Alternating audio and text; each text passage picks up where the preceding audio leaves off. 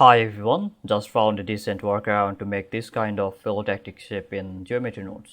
তো অনেক আগে আমি একটা এরকম শেপ বানিয়েছিলাম, যদিও সেইটার শেপটা বোঝা যাচ্ছিল না।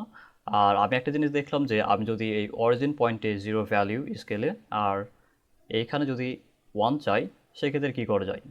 তো আমি প্রথমে ভেবেছিলাম যে ইনস্ট্যান্স অন পয়েন্টস নোডে জাস্ট স্কেল ভিক্টর ভ্যালু না ইন্ডেক্স নোড অ্যাড করলে হয়ে যাবে, but this is not how it works. So এখানে একটা আমি সলিউশন বের করেছি। যদি এটার জন্য আমি ইউটিউবে আর অনেক আর্টিকেল পড়েছি, বাট কোনো প্রপার সলিউশন পাইনি।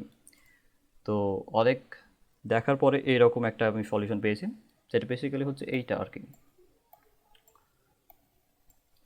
তো যেটা আর ফেলোট্যাকটিক স্পাইরালের যেই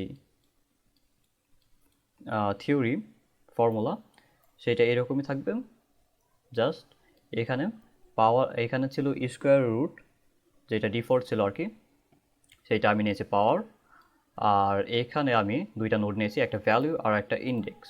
তো ভ্যালু আর ইন্ডেক্সকে আমি মাল্টিপ্লাই করেছি অ্যান্ড এইটার গুণফল গেছে এইখানে।